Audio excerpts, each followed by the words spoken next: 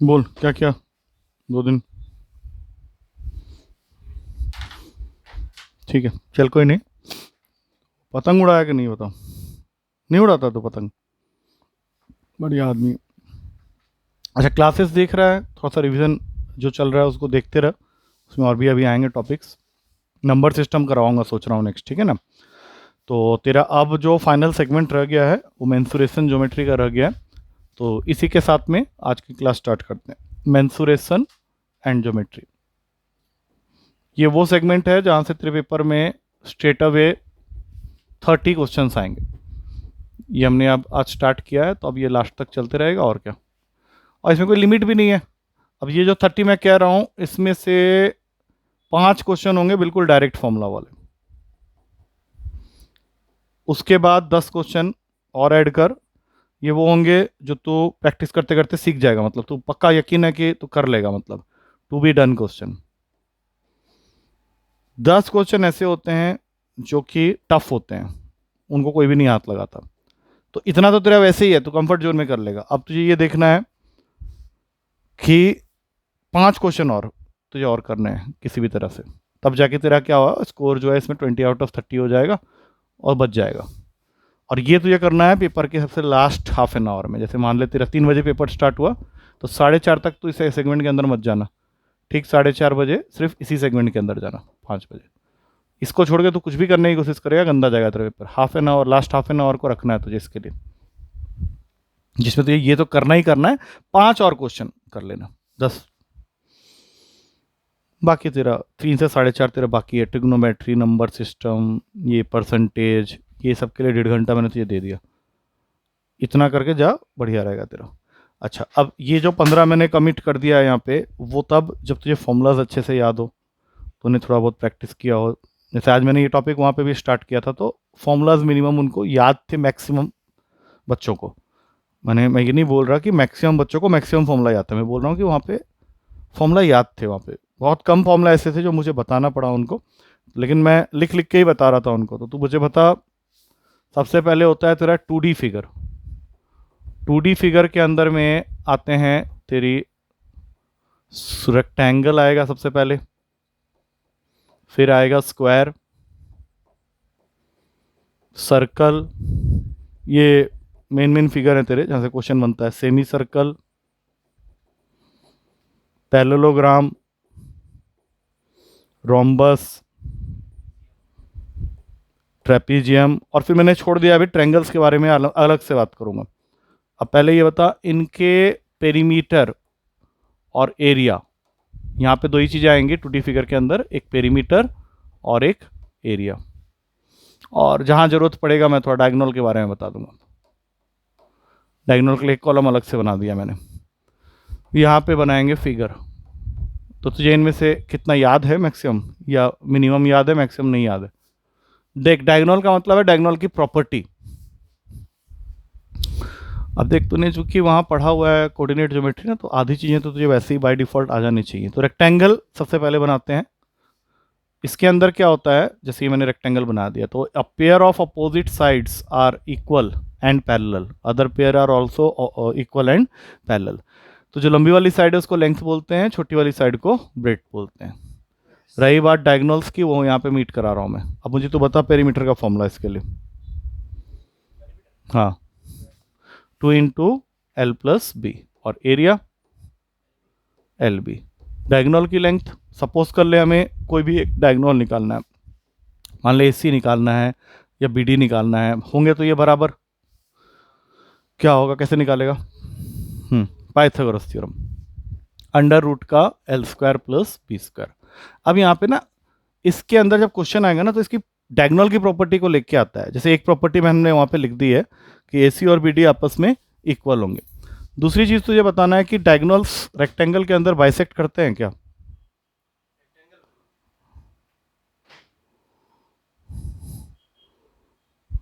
होंगे, मैं तो करते ही हैं, मैं आ जाओ। AO OC BO OD ये सारे आपस में इक्वल होते हैं, और इसी का मतलब होता है डायगोनल बाइसेक्ट ईच अदर। क्या ये 90 डिग्री पे बाइसेक्ट करते हैं? नहीं करते, पक्का छोड़ दे। रेक्टेंगल से एसेंशियल जो थ्योरी थी वो यहाँ पे खत्म हो जाती है। अब स्क्वायर के बारे में बात करेंगे। स्क्वायर भी एक रेक्टेंगल होता है, लेकिन उसके चारों साइड बराबर हो जाते हैं, या जिसका लेंथ और ब्रेड्थ इक्वल हो जाए वो रेक्टेंगल से बन जाता है स्क्वायर। अब इसमें मैंने चारों साइड की नेमिंग कर दी ए और डायगोनल्स ड्रॉ कर दिया, ए सी और बी डी मीट करा दिया ओ पे। अब इसका पेरीमीटर 4 है क्योंकि चारों साइड बराबर है। Area A square. अब बताओ इसमें डायगोनल्स इक्वल होंगे क्या? बिल्कुल होंगे। बाइसेक्ट करेंगे तो इसमें ए सी और बी डी इक्वल भी हैं, और साथ में ये भी तूने बोल दिया कि बाइसेक्ट भी करेंगे, मतलब A O C B O D सब इक्वल। अब बता डायगोनल 90 डिग्री पे बाइसेक्ट करेंगे क्या? करेंगे। हाँ, अब ये देख थोड़ा सा यहाँ पे ना ये सब इन्फॉर्मेशन लेके रखना, यहाँ पे ट्रिपलेट्स की जरूरत है। हाँ राइट। तो angle A O C, angle B O D, angle B O C और angle B O D A O D, ये सारे के सारे 90 डिग्री के इक्वल होंगे। That means diagonal bisect each other at 90 degree. अब बताओ सर्कल, सर्कल के बारे में तुझे क्या क्या पता है? अबे पेरीमीटर वर्ड हम लोग सर्कल के लिए वैसे यूज नहीं करते, उसके लिए वर्ड होता है सरकमफेरेंस।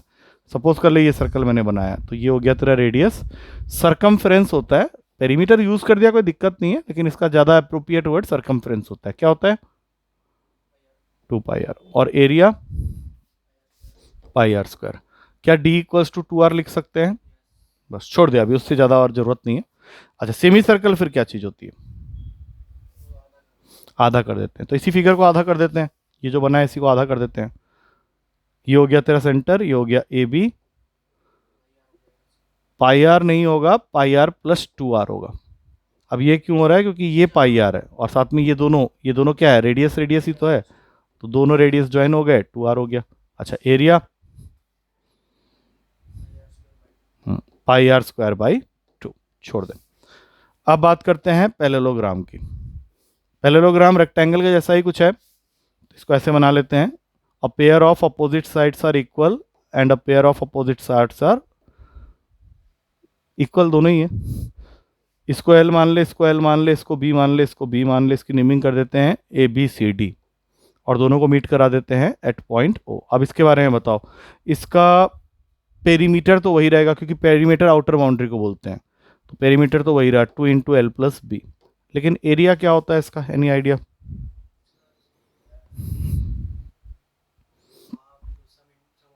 नहीं नहीं नहीं नहीं, वो तो एक्सक्लूसिवली ट्रेपीजियम के लिए होता है। इसका सिंपली क्या कर, किसी भी साइड के ऊपर एक 90 डिग्री की लाइन निकाल दे perpendicular, not half into base, सिर्फ बेस इंटू हाइट। अब बेस किसको मानोगे? जैसे इसके ऊपर हम ड्रॉ किया है बी सी, तो उसका लेंथ जो भी दिया होगा, सपोज एल इसकी लेंथ है तो एल, और ये ए पॉइंट से तुमने परपेंडिकुलर ड्रॉ किया है, दैट इज एल्टीट्यूड, और यू कैन से हाइट, तो बेस इंटू हाइट सीधा। अच्छा इसके डायगोनल्स के बारे में क्या ख्याल है? इक्वल होते हैं क्या?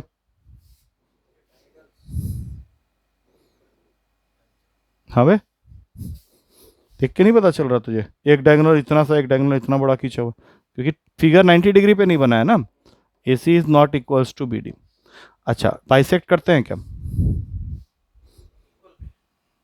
बाइस करते हैं, बिल्कुल करते हैं, लेकिन इक्वल नहीं होते। ए ओ इक्वल्स टू ओ सी होगा, B O equals to O D होगा। अच्छा 90 डिग्री पे बाइसेक्ट करते हैं क्या? नहीं करते, तो लिखेंगे भी नहीं। रोम्बस हो गया स्क्वायर की तरह, ट्रेपीजियम को नेक्स्ट स्लाइड में ले लेंगे। रोम्बस पैरेललोग्राम के लेंथ और ब्रेड्थ को अगर इक्वल कर दें तो वो बन जाता है रोम्बस। चारों साइड को ए कर लेते हैं, A B C D figure का नेमिंग कर देते हैं, और डायगोनल्स को ज्वाइन कर देते हैं ओ पे। अब सबसे पहले यहाँ पे चेंज होगा, क्या बन जाएगा? 4a, और यहाँ पे बेस इंटू हाइट। अब यहाँ पे बेस जो है वो a है, हाइट किसी भी वर्टेक्स से एक 90 डिग्री की लाइन निकाल दे तो ये हाइट हो गया। फॉर्मूला में कोई चेंज नहीं आया। अच्छा अब बताओ इसमें डायगोनल्स इक्वल होंगे क्या? नहीं, जहाँ फिगर टेढ़ा बना हुआ इक्वल हो कैसे सकता है? तो A C is not equals to B D, और सेम चीज़ यहाँ लिखना है, ए ओ सी के इक्वल होगा और बी ओ डी के इक्वल होगा। अब इस फिगर में अगेन यू विल फाइंड कि diagonals bisect each other at 90 degree, मतलब ये प्रॉपर्टी यहाँ पे भी होल्ड गुड करेगी। Diagonals of a square and rhombus bisect each other at 90 degree, बस यही याद रखना है। अच्छा अब इस पूरे को देख के बता, इसमें से कुछ ऐसा है जो तुझे लिखना है, या तो ये याद रहेगा या कोई ऐसी चीज़ जो तुझे लगा कि हाँ ये एक चीज़ थी जो मुझे नहीं पता थी, उसको स्पेसिफिकली हाईलाइट कर ले। पूरा लिखने का कोई मतलब नहीं बनता अगर तुझे मैक्सिमम। बाइसेक्ट सब में करते हैं, लेकिन बाइसेक्ट का जो मीनिंग चेंज हो जाता है वो इस बात पे हो जाता है कि यहाँ पे बाइसेक्ट करते समय चारों को हम इक्वल करते हैं, यहाँ पे अलग अलग इक्वल होते हैं। ए ओ सी के इक्वल होगा, बी ओ डी के इक्वल होगा, वो आपस में इक्वल नहीं हो सकते। ठीक है। अच्छा, ट्रेपीजियम के बारे में बता। मैं हटा दे रहा हूँ इसको। ट्रेपीजियम को डिफाइन जब करते हैं तो it is a quadrilateral whose pair of opposite sides are parallel and the other pair of opposite sides are non parallel. जैसे इस फिगर को देख ले, इसमें pair of opposite sides which are parallel is A B and C D, और non parallel कौन से हैं, A D and B C, they are non parallel. तो अगर मैं डायगोनल्स को मीट कराता हूं यहाँ पे, तो यहाँ पे तेरा डायगोनल का प्रॉपर्टी अलग होता है। यहाँ पे diagonals divide each other proportionally, मतलब A O by O C will be equals to B O by O D, ये इसकी प्रॉपर्टी होती है। और इसमें जो pair of opposite sides parallel हैं, तो ये ए है, ये बी है, ये सी है और ये डी है। तो अगर मैं इसका पेरीमीटर लिख रहा हूं तो perimeter is simply A plus B plus C plus D. और अगर मैं इसका एरिया लिख रहा हूं तो एरिया, ये तो कुछ बोल रहा था, बोलना एरिया का फॉर्मूला। हाँ बस, हाइट नहीं, that is called distance between the parallel sides, जिसको मैं एच ले,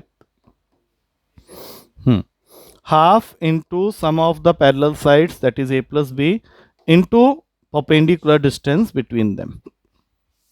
ये ट्रेपीजियम के बारे में पूरी कहानी है। अब बताओ इसमें से कुछ लिखना है, लिख ले। फिर तो पिछला भी सोच ले, उसमें कुछ लिखने लायक है कि नहीं, क्योंकि अब मैं इसके बाद हम लोग सिर्फ ट्रायंगल्स के बारे में बात करेंगे, फिर 3D फिगर, फिर सेक्टर सेगमेंट, फिर पॉलीगन। इतना मैंने वहां पे करवाया, तो मैं कोशिश करूंगा तुझे भी उतना करवाने का।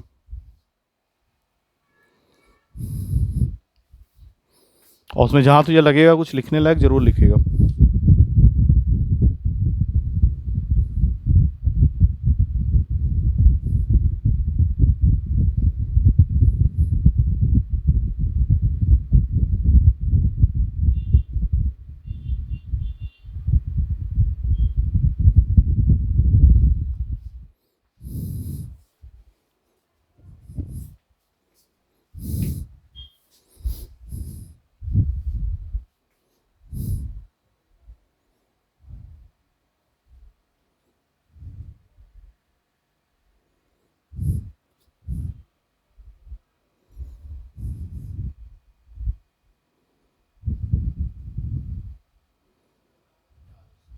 हो गया। चल, अब इसके बाद जितने भी ट्रायंगल्स हैं उनके बारे में डिस्कस करते हैं, सिर्फ पेरीमीटर और एरिया, प्रॉपर्टी नहीं। तो सबसे पहला ट्रायंगल जिसके बारे में तुझे अच्छी तरह से पता होगा वो है इक्विलेटरल ट्रायंगल। अब इससे रिलेटेड जो भी बातें तुझे मालूम है बताना स्टार्ट करो। Apart from sides and angles, वो तो हमें पता है कि तीनों साइड्स भी इक्वल होंगे और इनके तीनों एंगल्स भी इक्वल होंगे, 60 60 60। तुझे इसका पेरीमीटर बताना है और एरिया बताना है, मेन यही है अभी फिलहाल हमारे लिए। पेरीमीटर क्या होगा, एरिया क्या होगा। पेरीमीटर 3 है, एरिया फालतू चीज नहीं, एरिया इसका होता है √3/4 ए स्क्वायर। और यहाँ से अगर एक परपेंडिकुलर ड्रॉ कर दें और इसकी नेमिंग कर दें ABC, तो ये परपेंडिकुलर इसको आके बाइसेक्ट कर देगा, तो ये a/2 हो गया। अब यहाँ से तो चाहे तो हाइट निकाल सकता है, जिसकी हमें ज़रूरत पड़ती है। हाइट क्या होगा, तो हाइट इस फिगर में हो जाएगा AD। हाँ कर सकता है, देख इसको तो पाइथागोरस थ्योरम से डिराइव कर ले, a² - a²/4 पूरे का अंडर रूट। इसको सॉल्व करेंगे तो क्या आएगा बता, पूरा सॉल्व कर। ये क्या हुआ, 3a²/4 पूरा रूट, ऐसे थोड़ी ना होता है, √3/2a। ये हो गया तेरा हाइट। ये सब ना इंपॉर्टेंट क्वेश्चन है, मतलब तुझे अभी लग रहा होगा कि क्या फालतू चल रहा है, अरे बहुत इंपॉर्टेंट है ये, इससे क्वेश्चन आना ही आना है।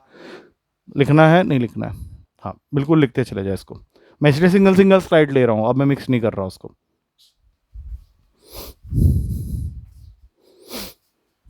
पाइथागोरस थ्योरम, उसका बहुत एप्लीकेशन तुझे मिलेगा। बीपीटी की जो वैल्यू याद करवाई थी उसका तो ज़रूरत पड़ना ही पड़ना है यहाँ पे। वो सब चीज़ें भी रिवाइज करना है तुझे, जो जो पीपीटी लिखवाई है वो सारी की ज़रूरत पड़ेगी यहाँ पे क्वेश्चन करते समय। हमने ट्रिग्नोमेट्री पहले किया हुआ है, उससे हम लोग को एज मिलेगा एक तरह से, बहुत सारे क्वेश्चन ट्रिग्नोमेट्री से सॉल्व हो जाते हैं।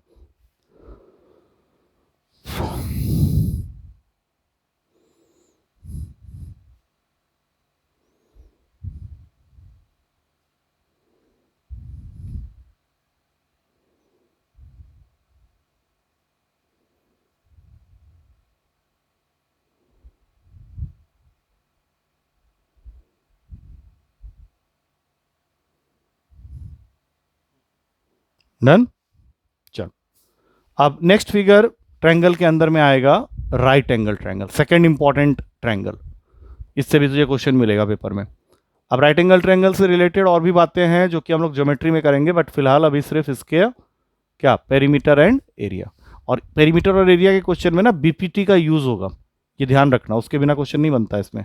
हाँ, अब तुझे बीपीटी अगर फिर से बताना पड़ेगा, ये मैंने कर तो दिया है यहाँ पे, पीबीएच लिख देता हूँ फिर से, ट्रिग्नोमेट्री के टर्म्स में नहीं, सिर्फ ऐसे ही सोच कि अगर मुझे इसका पेरीमीटर निकालना है तो perimeter is nothing but the sum of the three sides, जो कि हो जाएगा p plus B plus H, और एरिया होता है half base into height, इस फिगर के हिसाब से हो जाएगा हाफ पी बी, लेकिन क्वेश्चन करते समय बीपीटी की जरूरत पड़ेगी।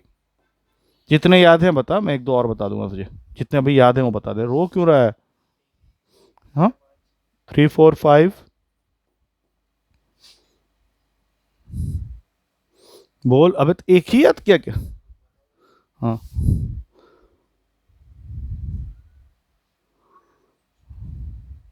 कहाँ 16, तो ऑर्डर में क्यों नहीं चल रहा है? 3 4 5 के बाद जो नेक्स्ट छोटा नंबर है फर्स्ट उसको डाल, 3 4 5 4 6 कहाँ आ गया, 5 12 13, तो इसके बिना अगर पेपर में गया ना तेरे 3 क्वेश्चन छूटेंगे, 5 12 13 7 देख ऑर्डर तो देख कैसे कर रहा हूँ मैं, फर्स्ट वैल्यू को असेंडिंग ऑर्डर में रखते हुए चल रहा हूँ।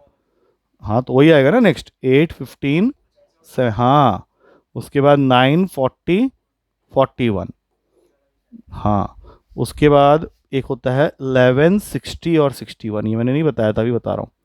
उसके बाद तेरा आ जाएगा 20 21 एंड 29, फिर आएगा 20 99 101, ये सारी वैल्यूज अच्छी तरह से याद कर।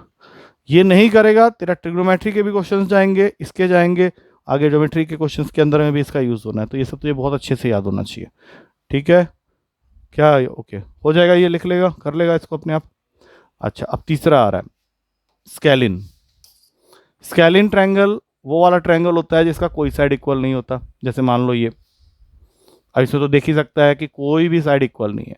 एंगल ए के अपोजिट में जो भी साइड होगा उसको हम लोग स्मॉल ए, एंगल बी के अपोजिट वाला स्मॉल बी, और एंगल सी के अपोजिट वाला स्मॉल सी। अब अगर मुझे इसका पेरीमीटर चाहिए तो पेरीमीटर तो simply some of the three sides होता है, ए प्लस बी प्लस सी, लेकिन अगर मैं इस पेरीमीटर को 2 से डिवाइड कर दूं तो ये मुझे एरिया के फॉर्मूला में जिसकी वैल्यू देगा वो वैल्यू है एस। हाँ, अब ये वही वाला फॉर्मूला आ रहा है, एरिया अगर तू निकालना चाह रहा है स्केलिन ट्रायंगल के लिए तो you have to use Heron's formula. क्या होता है बता जल्दी से। अंडर रूट कौन डालेगा? और स्टार्ट एस से होता है, S into S minus A into S minus B into S minus C. इससे तो उम्मीद कर सकता है, जरूरत पड़ सकती है क्वेश्चन में, पूरा क्वेश्चन ऐसा नहीं होगा, उसमें कुछ चीज उस तरह की होगी। याद रहेगा ये? लिख रहा है, लिख।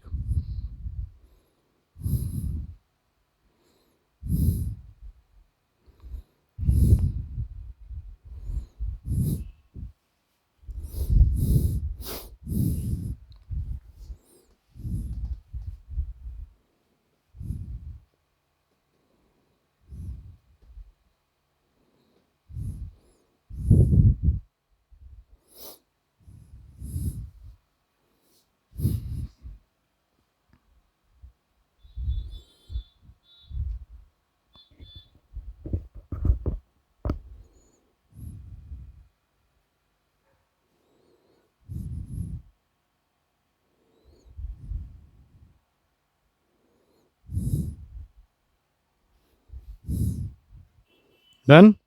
अच्छा, अब चौथे नंबर पे आता है आइसोसेलेस ट्रायंगल। ये भी तो एक ट्रायंगल होता है ना, तो आइसोसेलेस ट्रायंगल किसको बोलते हैं? जिसके दो साइड इक्वल होते हैं। जैसे मैंने ये बना दिया ए बी सी, तो इसमें साफ पता चल रहा है कि ए बी और ए सी तेरे इक्वल साइड्स हैं, इनको ए ले लेते हैं, और बी सी तेरा बेस है, उसको बी ले लेते हैं। तो इसका मतलब है कि इसका जो पेरीमीटर होगा उसके लिए ज़्यादा सोचने की जरूरत नहीं है। Perimeter will be 2a plus B. लेकिन एरिया निकालने के लिए फिर से मुझे एक परपेंडिकुलर ड्रॉ करना है, और ये क्या करेगा? इसको बाइसेक्ट कर देगा। तो बाइसेक्ट कर देगा तो ये पार्ट हो जाएगा b/2, ये भी हो जाएगा b/2। अब एरिया निकालने के लिए अपना यूनिवर्सल फॉर्मूला होता है half into base, that is B C, into height. तो हाफ तो अपनी जगह है, बी सी की जगह b लिख देंगे, और हाइट को उसी तरीके से निकालेंगे जैसे इक्विलेटरल ट्रायंगल का हाइट निकाला था हमने अभी। कैसे बता? ये जो ए एम है इसकी कैलकुलेशन कैसे करेगा? अंडर रूट में a² माइनस b²/4। तो चाहे तो इसको थोड़ा और सिंप्लीफाई कर दे, जैसे हाफ इंटू बी, इसका एलसीएम लेंगे तो ये बन जाएगा 4a² माइनस b²/4। 4 बाहर आके बन जाएगा b/4 होल अंडर रूट में 4a² माइनस b²। ये इसका नेट रिजल्ट आया। और इसी के अंदर में एक और ट्रायंगल, इसी का सबकेस बना ले, जिसको बोलते हैं आइसोसेलेस राइट एंगल ट्रायंगल। अब ये बताओ कौन सा होता है, या इसमें क्या अलग होता है? आइसोसेलेस और राइट एंगल दोनों लग गए, कैसा होता होगा ये ट्रायंगल? हाँ, राइट एंगल ट्रायंगल के अगर परपेंडिकुलर और बेस को आपस में इक्वल कर दें तो वो आइसोसेलेस भी है और राइट एंगल भी है। और इस केस में हाइपोटेन्यूस क्या होगा? Always √2a। अब सपोज कर लो इसका पेरीमीटर दे रखा है, कितना होगा पेरीमीटर का फॉर्मूला? हाँ, 2a प्लस √2a। और अगर इसका एरिया निकालना है तो दैट मीन्स इस केस में हाफ a²। ठीक है, अब इसको नोट डाउन करो। ट्रायंगल यहाँ खत्म हुआ, मतलब 2D फिगर्स खत्म हुए। अब 3D करेंगे, सेक्टर सेगमेंट करेंगे, पॉलीगन करेंगे, तब जाके थ्योरी खत्म होगा। मेंसुरेशन का अंदर ये सारी चीजें होती है।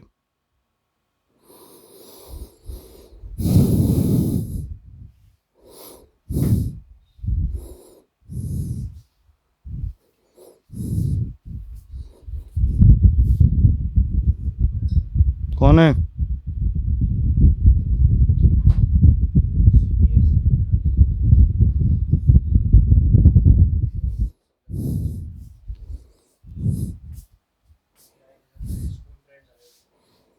हम्म हम्म कहाँ आए थे? बहुत बढ़िया। क्या किया फिर मिलके? बढ़िया। क्या कर रहे हैं सब लोग?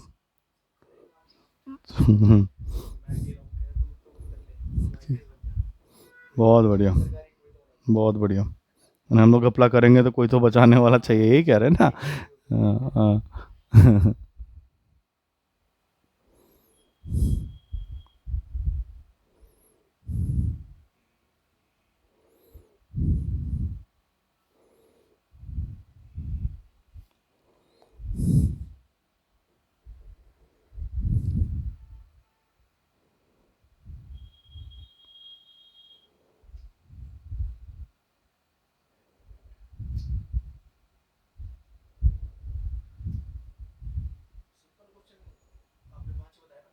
पाँच और 10 ऐसे जो प्रैक्टिस के बाद आएंगे, और 5 तुझे और करने हैं किसी भी तरह से। बाकी 10 की कोई गारंटी मत ले। बन गया तो अच्छी बात है, लेकिन थोड़ा सा मुश्किल होगा तुझे। फिगर वाले जो क्वेश्चन होते हैं उसमें थोड़ा दिक्कत आएगा तुझे, बस इतना कहना है। टफ नहीं होते, लेकिन वो कई बार पेपर हॉल में नहीं बनते हैं, बाद में बन जाते हैं। It will take some time.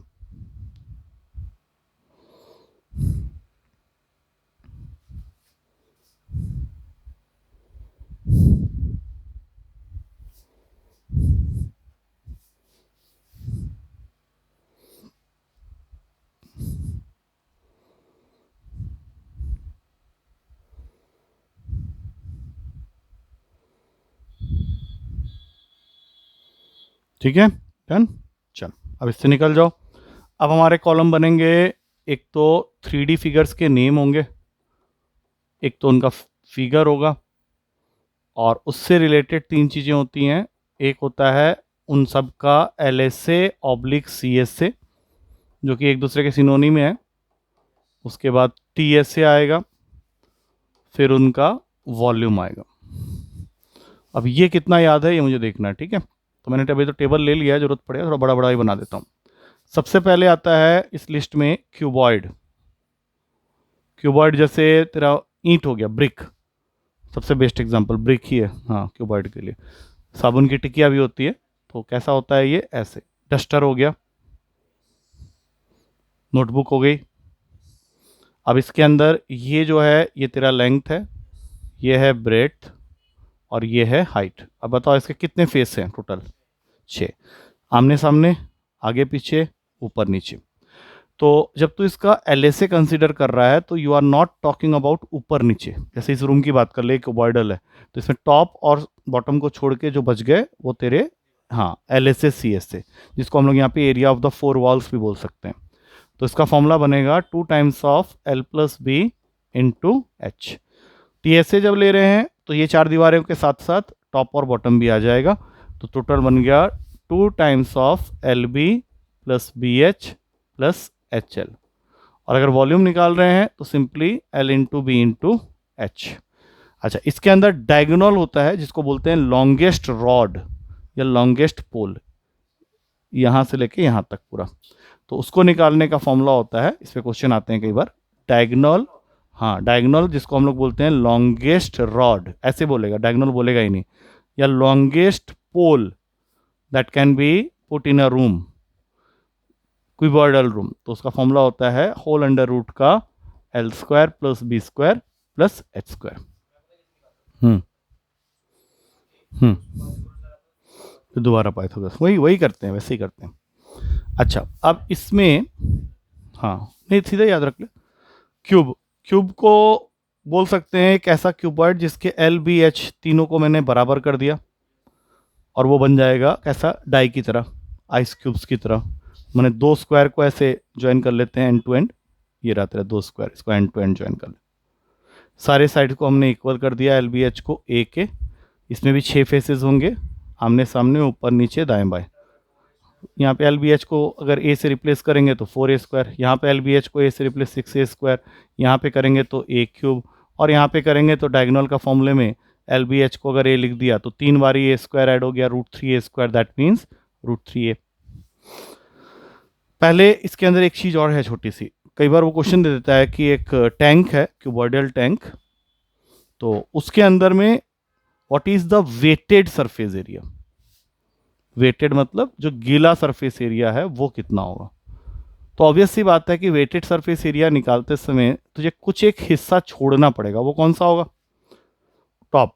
और टॉप किन 2 चीज़ों से बना है, लेंथ और ब्रेड्थ से। तो इसका मतलब है कि ये जितना हम लिख रहे हैं इसमें 2BH 2HL रहेगा, लेकिन साथ में रहेगा खाली एक LB। हाँ, बॉटम भी काउंट होगा लेकिन ऊपर, हाँ, तो वही तो किया है, 2LB 2BH 2HL को रहने दिया, एक LB हटा दिया उसमें से, तो वही बन गया तेरा, ठीक है। अच्छा, तीसरे नंबर पे आता है सिलेंडर, जिसको हम लोग सिलेंडर भी बोलते हैं, या फिर इसका एक दूसरा नाम होता है राइट सर्कुलर सिलेंडर। अब राइट सर्कुलर सिलेंडर क्यों बोलते हैं, क्योंकि इसके हाइट और रेडियस के बीच का जो एंगल बनता है वो 90 डिग्री बनता है। जैसे हम लोग अगर इमेजिन करें सिलेंडर, ड्रम हो गया, कुछ बहुत सारे एग्जांपल हैं, ट्यूबलाइट हो गई, तो ये हो गया तेरा वर्टिकल हाइट, और ये दोनों सर्कुलर एंड्स के रेडियस। इसका बता दे, LSA या फिर CSA। बॉडी खाली, ऊपर के 2 एंड्स छोड़ के जो बच गया 2πRH, इसमें सिर्फ बॉडी आई है। अब अगर दोनों सर्कुलर एंड्स को फिट करेंगे तो 2πRH के साथ में 2πr स्क्वायर ऐड हो जाएगा, और इसमें से 2πr अगर कॉमन ले लें तो अंदर आ जाएगा H प्लस आर। और वॉल्यूम क्या होता है, पगला गया क्या, सुबह πr स्क्वायर H। ये 1/3 हम लोग लगाते हैं जब कोन के अंदर में। क्या लिखना है इसमें से, हाँ, लिख ले, जो भी लिखना है लिख लो आराम से, बढ़िया से, कोई दिक्कत नहीं।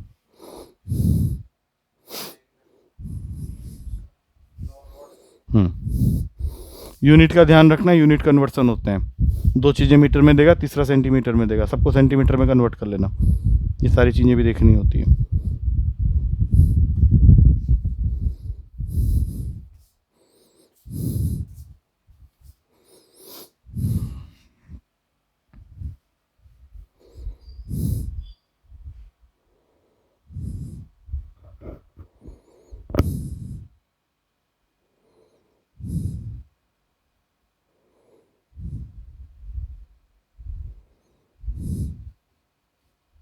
डन।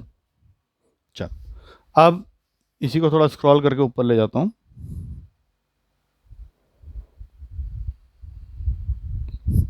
कंटेंट तुझे पता ही है कहाँ पे क्या है। अब हम लोग को इसके अंदर डालनी है अभी 3 चीज़ें और। एक उसमें से आ गया तेरा कोन, राइट सर्कुलर कोन भी जिसको बोल सकते हैं। चौथा पॉइंट पे है कोन या फिर राइट सर्कुलर कोन। रीज़न वही है, हाइट और रेडियस के बीच का जो एंगल बनेगा वो 90 डिग्री का बनेगा। और यहाँ पे 2 तरह के हाइट होते हैं। जैसे अगर मैं फिगर बना रहा हूँ तो एक तो जो सीधा वाला हाइट है इसको वर्टिकल हाइट बोलेंगे, और एक लेटरल नहीं, स्लैंट हाइट। हाँ, ये वाला जो होता है टेढ़ा वाला slant height. But since it is a right angle triangle you can write L is equals to under root का h² प्लस r²। अब इसका CSA क्या हो जाएगा, पाई आर एल, और TSA क्या हो जाएगा, पाई आर एल के साथ में जोड़ देंगे पाई r²। अब दोनों में कॉमन लेंगे पाई आर, अंदर रह जाएगा L प्लस आर। और कोन का जैसे तूने अभी बताया 1/3 हो जाएगा इसको याद रखना, क्योंकि वैसे भी देखने में छोटा फिगर है। अच्छा, उसके बाद तेरा फेवरेट जिससे क्वेश्चन अगेन आएगा, स्पीयर होता है। स्पीयर क्या है, गोला, ग्लोब, फुटबॉल, अर्थ। इसमें क्या है, ये रहा तेरा रेडियस। तो ये सिंगल फिगर है जिसका LSA और TSA सेम आएगा। What is that equals to,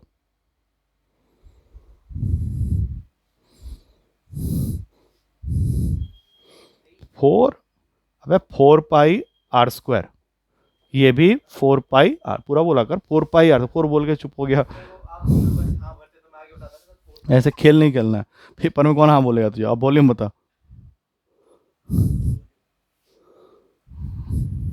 पूरा बोल, मैं हिलूंगा ही नहीं अपने जगह से।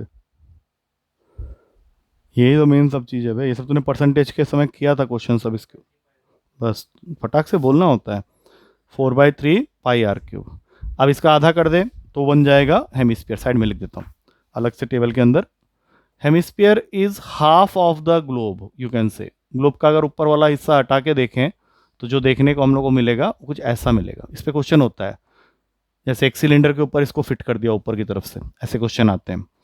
तो ये वाला पार्ट रेडियस है, ये वाला पार्ट भी रेडियस है। अब बताओ इसमें LSA ऑब्लिक CSA क्या होगा, TSA क्या होगा, और वॉल्यूम क्या होगा।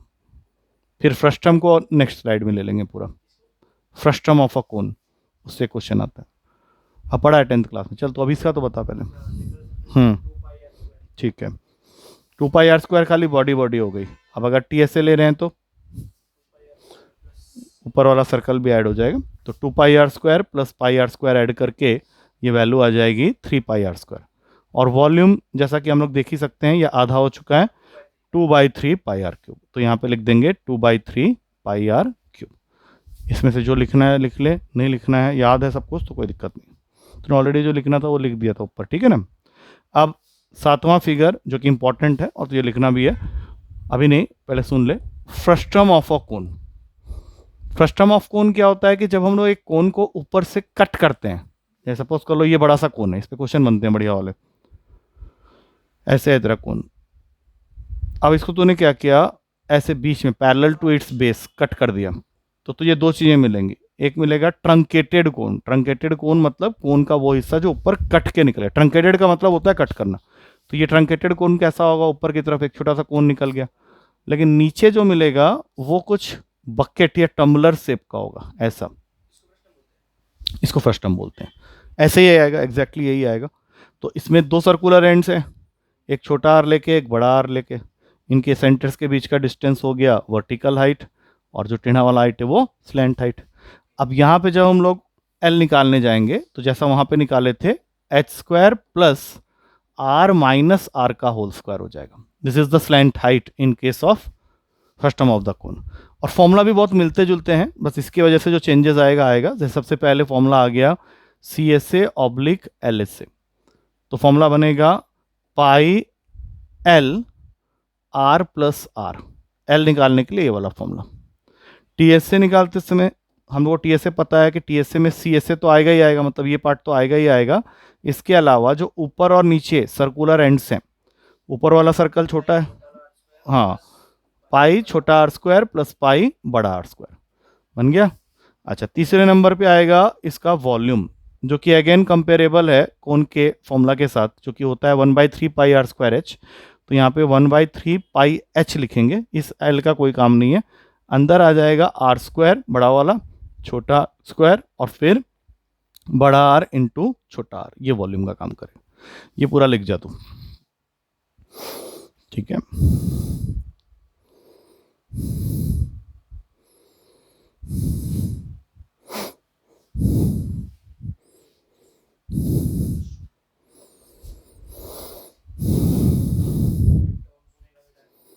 टेंथ क्लास में था, उसके बाद कहीं यूज़ नहीं हुआ ना, इसलिए ज़्यादा टाइम हो गया सुने हुए।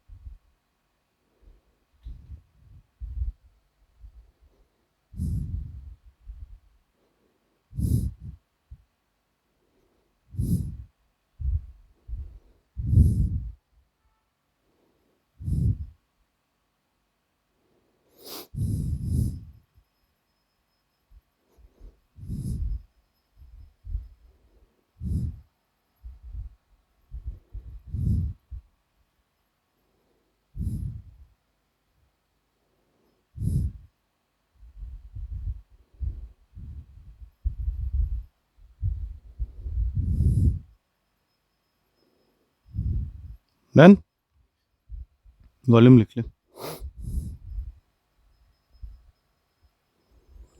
अभी सिर्फ फॉर्मूला तो कर रहा है, इसमें कोई अच्छा काम, मतलब कोई बहुत बड़ा काम नहीं कर रहा। मैंने तो इसको याद करना तेरा पहला बड़ा काम होगा, लिखना इज नॉट बड़ा काम। तो जो भी लिख रहा है उसको याद करना पड़ेगा। क्वेश्चंस उस पर जब तू करना स्टार्ट करेगा, जैसे 10-10, 15-15 क्वेश्चन एक साथ आ गए और तू उसको 15 से 20 मिनट में अगर निपटा पाया, तब तो तू एलिजिबल है क्लियर करने के लिए।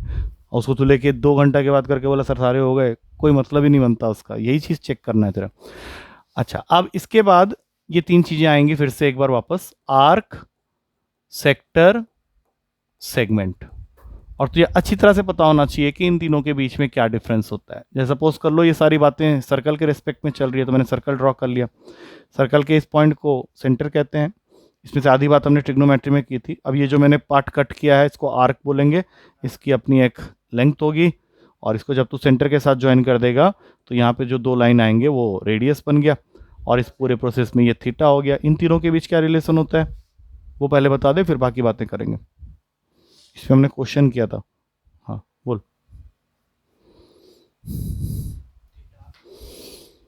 Theta is equals to RL करेगा तो बैठेगा फिर। where L is the length of the arc, R is the radius of the circle, and theta is the central angle which must be measured in radians. Radian का definition मैंने यहाँ से निकाला था, it is the ratio between length of the arc and radius of the circle. 180 degree equals to pi radian, 1 radian equals to 57 degree 16 minutes 29 second. याद करना पड़ेगा, थप्पड़ खाएगा। अभी देख नेक्स्ट, अब इसमें तुझे उस 180 बाई पाई होता है 1 रेडियन की वैल्यू, ठीक है ना, उसी से वो वैल्यू आई है 18। हाँ वो तो छोड़ो, अलग चीज़ है। माइनर सेक्टर इसमें कौन सा है ये बताओ, क्योंकि इसके एरिया के ऊपर क्वेश्चन बनता है। और माइनर सेक्टर मिल गया तो मेजर सेक्टर निकालने के लिए टोटल सर्कल्स यही है। तो इसका ये पूरा ठीक है,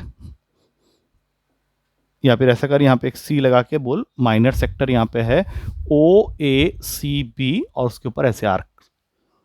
तो इसका फॉर्मूला होता है θ/360 डिग्री इंटू पाई r²। ये फॉर्मूला तो देखा होगा तूने, हाँ। और अगर तुझे मेजर सेक्टर निकालना पड़े तो यहाँ पे एक डी रख ले, तो मेजर सेक्टर क्या हो गया, इसको छोड़ के बाकी सब OADB, area of major sector OADB, उसकी वैल्यू हो जाएगी जो मेन सर्कल का एरिया है दैट इज πr², उसमें से ये माइनस कर देंगे θ/360 डिग्री इंटू πr²। इतना तो समझ में तुझे भी आ रहा, कोई दिक्कत नहीं है। फॉर्मूला याद है या लिखेगा? लिख फिर आराम से, क्योंकि इसके बाद सेगमेंट आता है। ये तो हो गया तेरा जो भी है, तो ये याद ही था ऑलमोस्ट, लेकिन इसके बाद जो है वो तेरा मेन चीज़ आएगा, सेगमेंट।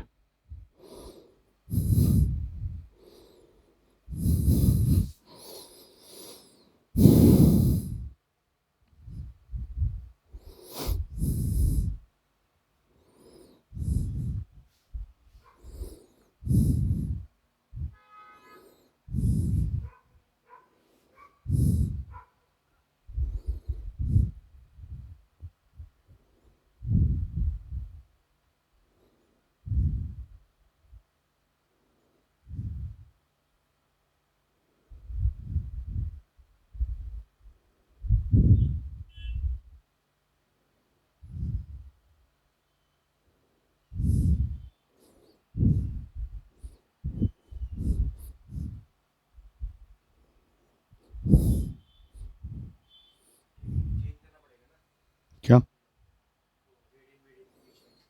नहीं, यहाँ पे तो एंगल के टर्म्स में ले सकता है, कोई दिक्कत नहीं है। 120 दिया हो, ऑप्शन में दिया हो। हाँ हाँ, ये बहुत बढ़िया बढ़िया क्वेश्चन आते हैं इसके ऊपर। ये सब जो एरिया है इस पे क्वेश्चंस मिलने ही मिलने हैं तुझे। वो जो मैं कह रहा हूँ ना, तो क्वेश्चंस जो होंगे 15-20, वो सब यही सब होंगे।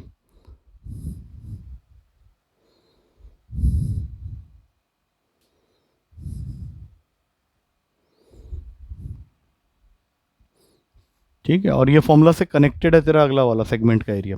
ठीक है, यहाँ तक क्लियर है? नहीं करेगा? हाँ, अब इसी के साथ दिखा रहा हूँ तुझे। अब इसी फिगर के अंदर तुझे क्या करना है, थोड़ा सा इसको नीचे कर। हाँ, तो अब मैं क्या करूँगा, यहाँ से इसको ज्वाइन कर दूंगा। तो ये जो पार्ट आ गया, this part is known as minor segment. अब माइनर सेगमेंट दिखाने के लिए अलग कलर ले ले।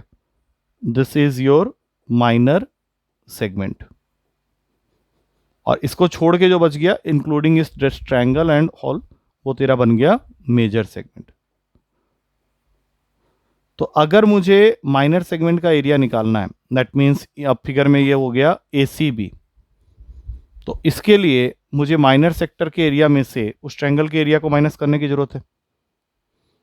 अरे ये वाला है कि नहीं?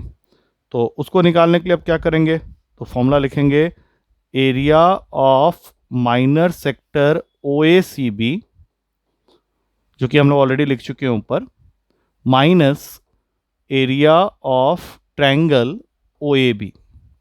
तो इसका तो फॉर्मूला हम लोग को पता ही है, θ/360 इंटू πr²। लेकिन आगे की जो कहानी है वो डिपेंड करेगी कि ये थीटा है कितना। तो इसके अंदर दो केसेस होते हैं। Case 1, when theta is exactly equals to 90 degree.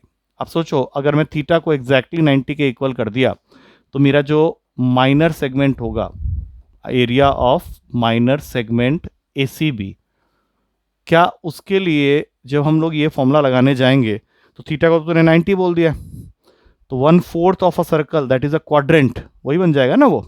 तो 90/360 हो गया 1/4, मतलब πr²/4 माइनस, अब ये जो ट्रायंगल है, अगर तूने यहाँ 90 कर दिया इसको, तो ये दोनों साइड्स जो हैं वो किसका काम करेंगे? फिगर इमेजिन कर, ये है तेरा फिगर, इसमें ये तूने 90 कर दिया, ये दोनों आर चिपके। अरे बंदर, ये देख, ये ट्रायंगल है तेरा, ठीक है, इसमें तूने इन दोनों को आर कर दिया है क्योंकि ये 90 डिग्री पे है। तो इस ट्रायंगल का एरिया कैसे निकालेगा? हाँ, तो क्या बनेगा फिर उससे? तो जो बोलेगा r²/2, तो यहाँ पे तुझे लिखना पड़ेगा 1/2 r²।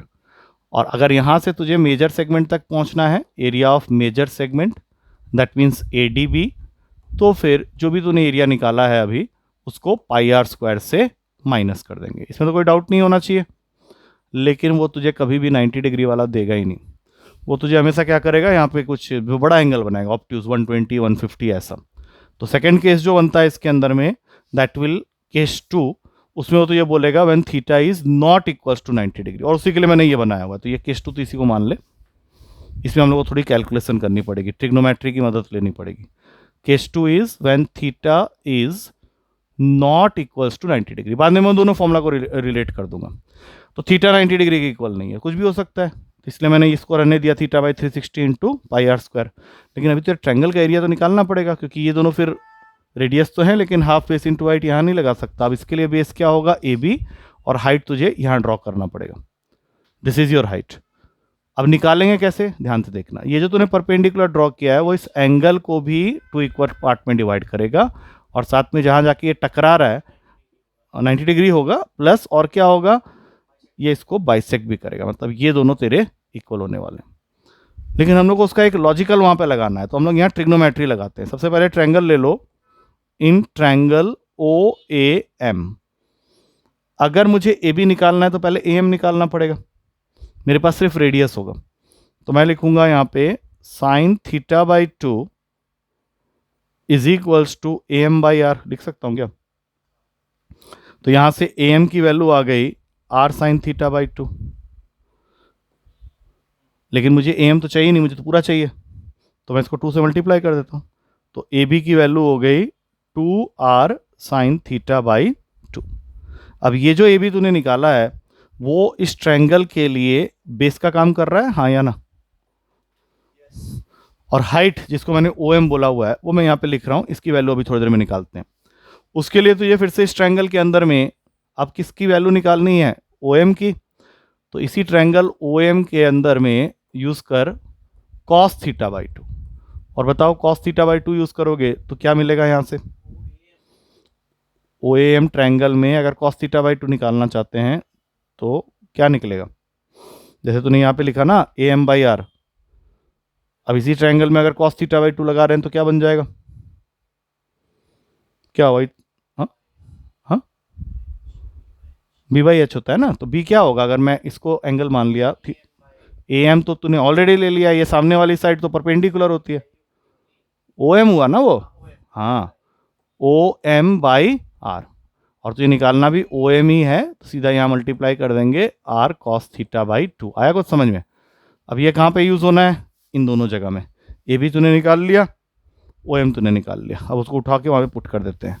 तो फाइनल रिजल्ट क्या आया, theta by 360 into pi are square minus half, A B की वैल्यू तूने निकाली थी 2r sine theta by 2 into O M की वैल्यू निकाली है r कॉस थीटा बाई 2। अब यहाँ थोड़ा सा 11th क्लास अगर लगाना चाहे तो लगा सकता है, क्योंकि फाइनल आंसर लाने के लिए लगाना पड़ रहा है। देख 2 sign theta by 2 into cos theta by 2, ये किसका फॉर्मूला होता है कोई आइडिया, याद है? साइन 2 थीटा के फॉर्मूले में तो लेकिन सिर्फ 2 साइन थीटा कॉस थीटा होता है। अगर मैंने तेरे से ये पूछ दिया कि 2 sign theta by 2 into cos theta by 2 किसका फॉर्मूला होता है, तो इसका मतलब है यहाँ कुछ तो चेंज करना पड़ेगा, साइन थीटा आ जाएगा। तो ये जितनी पार्ट को मैंने वो येलो में कवर किया है साइन थीटा आ जाएगा। तो क्या है final answer, theta by 360 degree into pi are square minus, अब बता क्या आया, हाफ आर स्क्वायर कहाँ जाएगा, हाँ half R square sine theta, ये तेरा आंसर निकला है अभी एरिया ऑफ। ये तुझे सिर्फ इतना याद रखना है, बाकी सबको छोड़ो। अब इसको थोड़ा सा रिलेट कर उस फॉर्मूला के साथ में जो हमने पहले निकाला था, एरिया ऑफ माइनर सेगमेंट, इसका डायरेक्ट रिलेशन तुझे देखने को मिलेगा। यहाँ पे थीटा 90 नहीं था, अब उसी थीटा को 90 बना के यहाँ पे पुट करके देख क्या वो आंसर आ रहा है, क्योंकि ये यूनिवर्सल फॉर्मूला है। हाँ 90 डालते ही पाई आर स्क्वायर बाई 4 हो जाएगा, और साइन 91 होता है, आ गया तेरा आंसर। तो ज़्यादा यूनिवर्सल फॉर्मूला ये है, ये उसको कवर कर रहा है। और अगर तुझे यहाँ से मेजर सेगमेंट निकालना है, that means A D be in this case, तो जो भी तूने आंसर निकाला है उसको पाई आर स्क्वायर से हो गया तेरा, बत्ती बन गया ना, इतने में खत्म तेरा। बैठे तो लिख इसको भी, इसको कैसे लिखना है सबसे मेन चीज, हाँ इसलिए बोल रहा हूँ आराम से लिख, जो भी डाउट होगा मुझे पूछना। इसको लिखना पड़ेगा तो ये ढंग से बने बढ़िया से, एकदम ऐसे गोलीबाजी नहीं चलेगा। उसके बाद पॉलीगन बच गया, पॉलीगन तुझे समझ में आ जाएगा अभी। पॉलीगन नहीं सुना तूने, पेंटागन, हेक्सागन, ऑक्टागन, नैनोगन, नहीं आ रहे होते तो मैं बिल्कुल नहीं बताता तुझे। उसमें से क्वेश्चन आते हैं, और उसमें से तुझे क्या पूछेगा, interior angle, sum of interior angle, sum of exterior angle, number of diagonals, each interior angle, each exterior angle, ये वाली बातें वो पूरा टेबल में आ जाएगा सब कुछ। 10 मिनट लगेगा उसको करने में, ये तू कर पहले।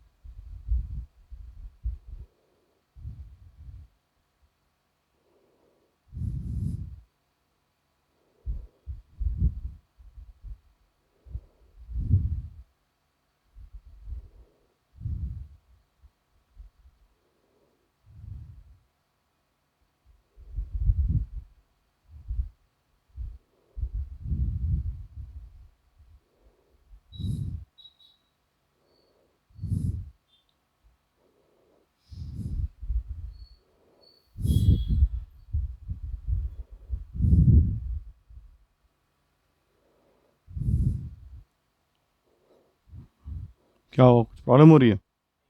होगी तो पूछ लेना, इमेजिन यहाँ से कर, क्योंकि वहाँ से निकाला है फॉर्मूला तूने। हाँ हाँ, ठीक है ठीक है ठीक।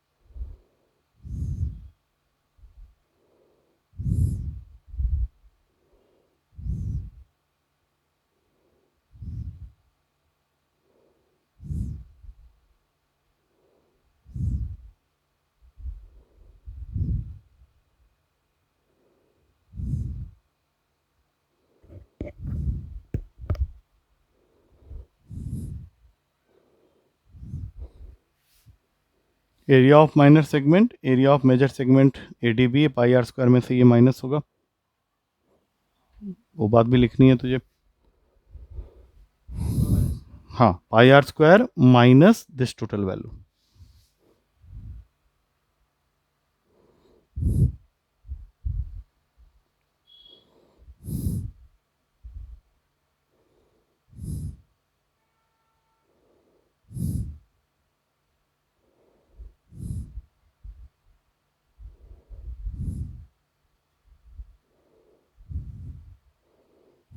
वाह, चल अब सबसे आखिरी में आता है पॉलीगन। पॉलीगॉन, इसका मतलब है, पॉली का मतलब मेनी, गॉन का मतलब साइड्स। ये दो तरह के होते हैं, एक होगा तेरा रेगुलर पॉलीगन, एक होगा इरेगुलर पॉलीगन। रेगुलर पॉलीगन का मतलब होता है एक ऐसा पॉलीगन जिसके सारे साइड्स की लेंथ और एंगल्स की वैल्यू इक्वल हो जाए।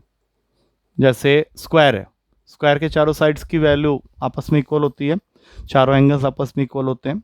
ट्रायंगल में इक्विलेटरल ट्रायंगल, उसके सारे एंगल्स इक्वल होते हैं, सारे साइड्स इक्वल होते हैं। और ऐसे भी ट्रायंगल होते हैं जिसका कोई भी साइड इक्वल नहीं होता, कोई भी एंगल इक्वल नहीं होता, या दो साइड इक्वल होते हैं दो, तो उनको इरेगुलर बोलेंगे। तो पॉलीगन जब हम लोग डिस्कस कर रहे हैं तो हम लोग को ये चार चीज़ों के बारे में वो पूछता है। सबसे पहले sum of interior angles of any polygon. अब यहाँ एनी का मतलब है रेगुलर भी हो सकता है, इरेगुलर भी हो सकता है, ऑफ एन साइड्स। तो इसका फॉर्मूला होता है n-2 इंटू 180, ये पहला फॉर्मूला। और इसी को ऐसे भी लिख सकते हैं 2n-4 इंटू 90। अब जरा ध्यान से देख के बता, क्या ये दोनों सेम है? Sum of interior angles of any polygon of N sides, n-2 into 180 लिख रहे हैं और 2n-4 इंटू 90 लग रहे हैं। तो इजी तो ऊपर वाला ही लग रहा है, लेकिन दोनों ही फॉर्मूला क्या सेम है? अब इसे वेरीफाई कर लो पहले ट्रायंगल के लिए। ट्रायंगल के टोटल साइड्स होते हैं 3 को पुट कर ले ऊपर में नीचे में, दोनों ही तुझे 180 देगा। उसके बाद आता है क्वाड्रिलेटरल, इसके टोटल साइड होते हैं 4, इसका भी सम तुझे पता है 360। तो हम लोग को क्या करना है, इसका एक टेबल बनाना है, लेकिन उसके अंदर 4 कॉलम्स होंगे। अभी दूसरी चीज क्या है, ईच इंटीरियर एंगल।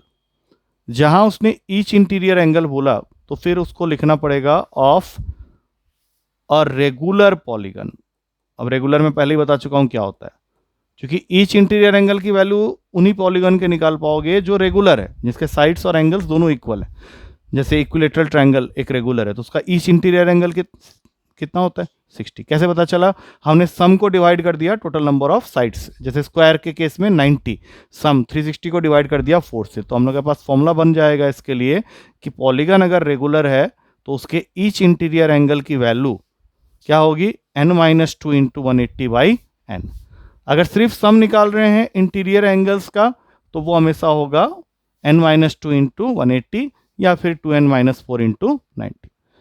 तीसरे नंबर पे आता है sum of exterior angles of any polygon of n side. अब पहले तो ये समझो कि क्या होता है ये एक्सटीरियर एंगल। एक्सटीरियर एंगल किसको बोलते हैं? जैसे मान ले एक ट्रायंगल का केस लेते हैं, सारे साइड को बाहर की तरफ फेंक दे, तो ये एंगल और ये एक्सटीरियर है। सपोज कर ये क्वाड्रिलेटरल है, इसमें चारों साइड को बाहर की तरफ फेंक दे, तो ये एंगल और ये एंगल, ये एक्सटीरियर एंगल है। अब चाहे कोई भी पॉलीगन हो, कितने भी साइड्स का, अगर एक्सटीरियर एंगल का सम कर रहे हैं तो इसकी वैल्यू हमेशा 360 डिग्री ही होगी। तो अब यहां से खुद ही फॉर्मूला बना ले कि अगर क्वेश्चन में ये दिया हो कि each exterior angle of any नहीं, of a regular polygon, each word यहां यूज किया तो फिर वो रेगुलर पॉलीगन होगा, तो क्या हो जाएगा उसका आंसर, अगर ईच एक्सटीरियर एंगल निकालना पड़ जाए तो each exterior angle of a regular polygon of N sides क्या बन जाएगा, 360/n। और सबसे लास्ट में एक ऐसा फॉर्मूला जो हमने एनडीए के टाइम में पढ़ा था, number of diagonals of any polygon of N sides, number of diagonals of any polygon of N sides, ये याद है? अबे निकालना नहीं है, फॉर्मूला याद रखना है, हाफ n इंटू n-3। तो ये पता है, ये फॉर्मूला भी याद करना है लिख के, और मैं एक टेबल दूंगा, उसको तुझे भरना है पूरा का पूरा, ठीक है? लिख ले पहले इसको अच्छे से, ठीक है? पूरा बढ़िया से इसको नोट डाउन करना, क्योंकि वो टेबल बनाते समय मैं कोई हेल्प नहीं करूंगा। वो टेबल तुझे रेडी करके सिर्फ मुझे दिखाना है, मैं बोलूंगा हाँ या ना।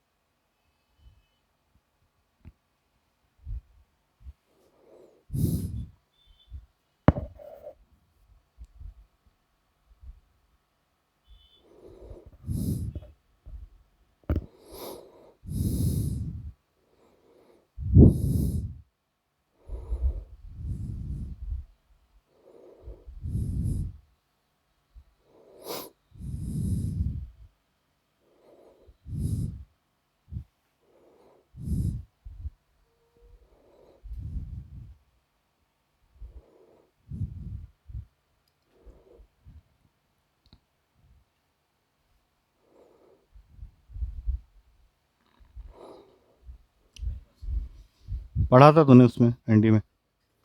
चल, अब जो टेबल हमें बनाना है उसके अंदर में टोटल 6-7 कॉलम्स होंगे, वो मैं बना दे रहा हूँ। ये टेबल को तुझे फिलअप करना है अपने कॉपी में।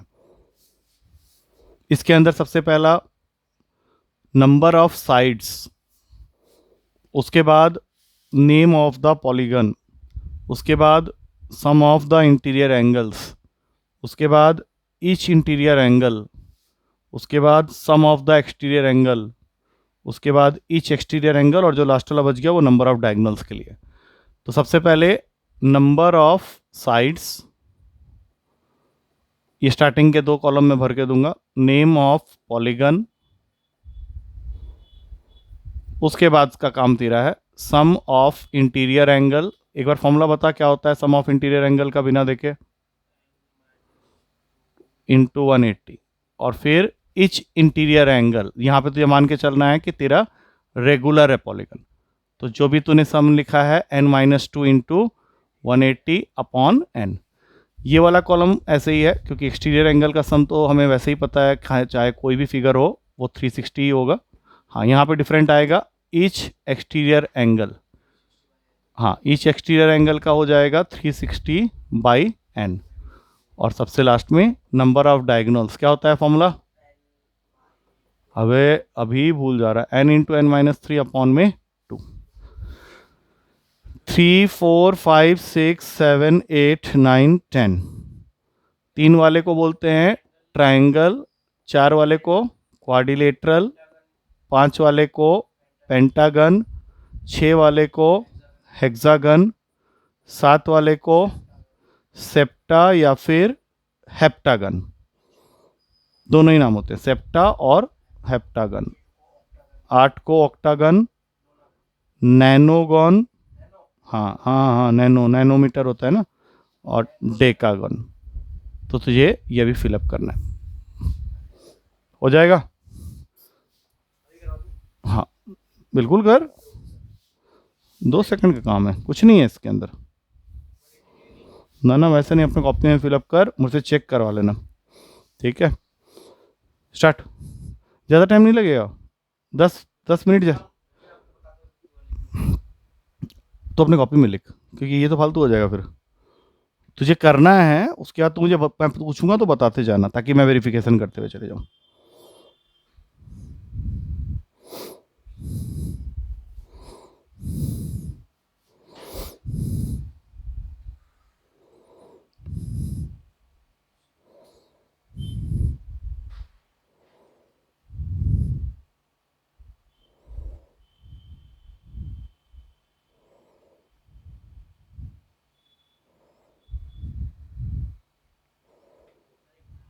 क्या सर्कल को पॉलीगन बोलेगा?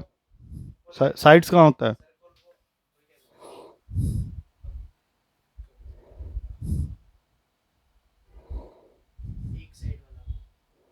नहीं बे, वो तो अलग चीज़ हो गया, पॉइंट सर्कल होता है वो, पॉइंट अलग चीज़ हो जाएगा वो। एक साइड कहाँ है सर्कल के अंदर? हट उसका मेजरमेंट है, उसके चारों ओर तो घुमा है, रिवॉल्यूशन को तो साइड बोल रहा है। कर्व्ड साइड नहीं होता ना, वो अलग चीज़, तो अलग चीज़ में चले जा रहा है, उसके अंदर मत जाओ, वो तो अलग ही बात कर रहा है। कर्व को साइड बोल रहा है, तो चल ठीक। 2 साइड वाला कैसे हो सकता है? एंगल और उसमें चले जाएगा वो। क्लोज ज्योमेट्रिकल फिगर के लिए तो मिनिमम 3 साइड की जरूरत पड़ेगी, उसके बिना फिगर नहीं बनने वाला।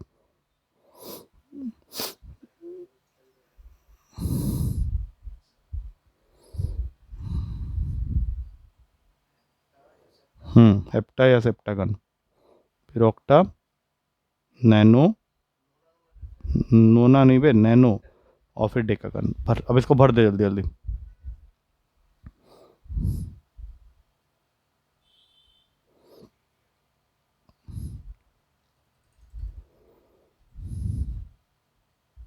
फॉर्मूला के हिसाब से भरना पड़ेगा ना। तूने 2 वैल्यू लिख दी, टक टक टक टक, अब आगे भी लिख। हाँ ये तो नहीं तो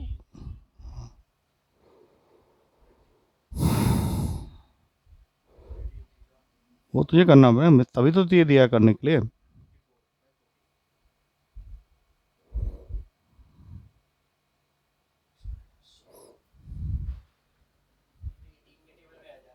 तो करते चले जाओ। तो ये भी कह सकता है कि they are forming an AP with common difference 180। तो अगला क्या आएगा, यहीं पे कर ले, करते चले जाओ। बोल, हाँ ठीक से बोल, क्या कर रहा है, ठीक से बोल। 820 होता है 44 में 18 ऐड करके। हाँ तो ठीक से बोल ना, क्या कर रहा है। नेक्स्ट 900 जीरो लगा दे, और 1080। नेक्स्ट 18 ही तो ऐड करना है तुझे, 18 ऐड कर दे, 1200। खुद ही कर बे, तुझे कुछ याद, अब तो जल्दी जल्दी नहीं कर पा रहा है इस चीज़ को। हाँ बच्चे बड़ी जल्दी जल्दी इसको पेल रहे थे। 1440, 18 ऐड कर, एक जीरो एक्स्ट्रा लगाते हुए चले जाओ। चल अब ईच इंटीरियर एंगल निकालने के लिए जो भी तूने सम निकाला है उसको नंबर ऑफ साइड से डिवाइड कर देना, और अगर डिवाइड ना हो तो वैसे ही छोड़ देना फ्रैक्शन में, ठीक है ना। ईच इंटीरियर एंगल, ये सारे रेगुलर पॉलीगन के लिए।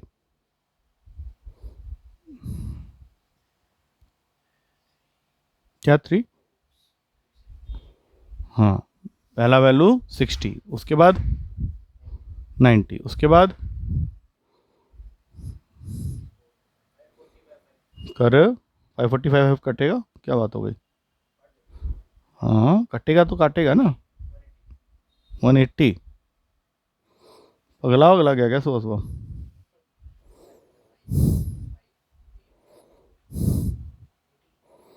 18 5 तो 90 पढ़ा था हमने। अब ये देख घटिया काम कर रहा है फिर से। हाँ वाह बहुत पिटेगा भाई तो। 18 5 90 होता है, अभी तुझे यहाँ पे 18 5 540 हो गया तेरा तो। मैं तो जब तक गलती नहीं ढूंढेगा तो 18 ही बोलेगा भाई।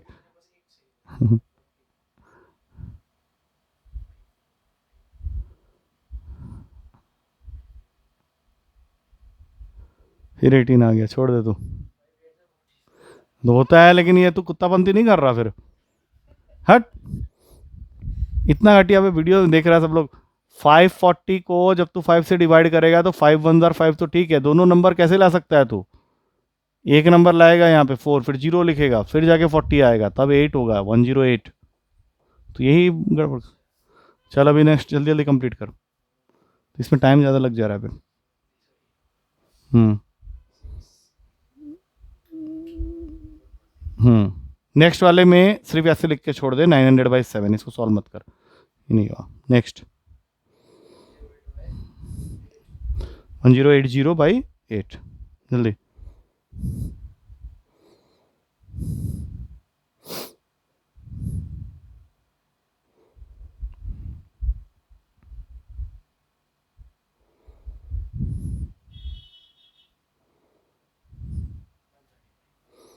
वन 135। नेक्स्ट 9 से डिवाइड कर लो, हो जाएगा।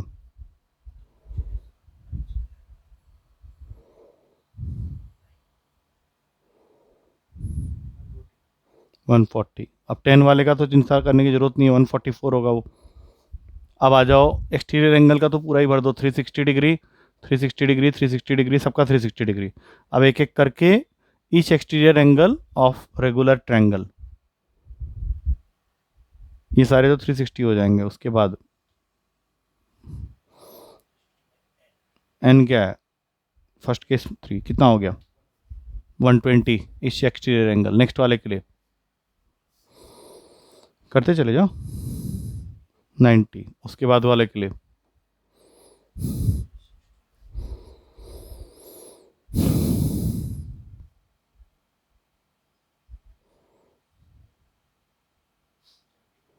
1, थोड़ा जल्दी जल्दी कर ले, ठीक है। 360/8, हाँ 360/8 60 हो गया तेरा। 360/8 से डिवाइड कर, अच्छे से कर। हाँ तो 360/6 कर रहा है। और नेक्स्ट वाला, बस इसको छोड़ दे ऐसे। और नेक्स्ट 360/8 अब आया।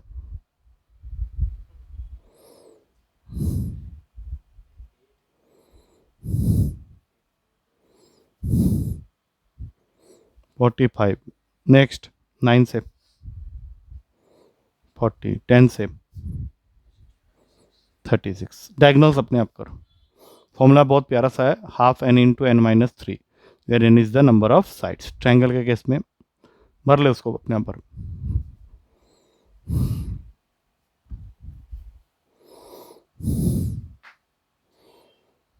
तीन डायगोनल बना देगा ट्रायंगल के अंदर। हाँ उसमें होता ही नहीं है, पता ही है तुझे। नेक्स्ट आप करते जाओ। साइड्स होते हैं वो, वर्टिसेस कॉर्नर पॉइंट्स को बोलते हैं, एज एज साइड उसमें। और तुझे उसको डायगोनल उसमें होते हैं। हाँ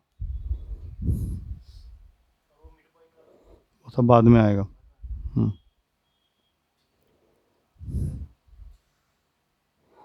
निकाल डायगोनल निकाल, कितना 2। हाँ करते चले जाओ।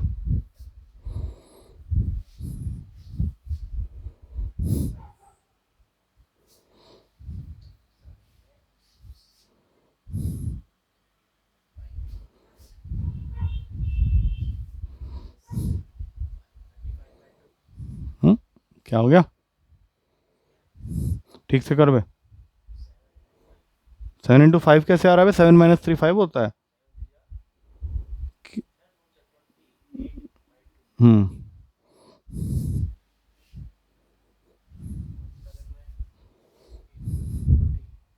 हम्म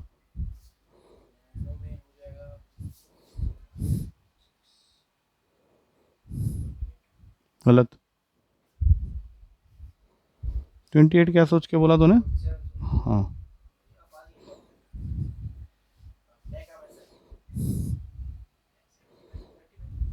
अब देख यहाँ पे एक चीज़ और देखना, यहाँ पे दोनों के बीच का डिफरेंस कितने का है?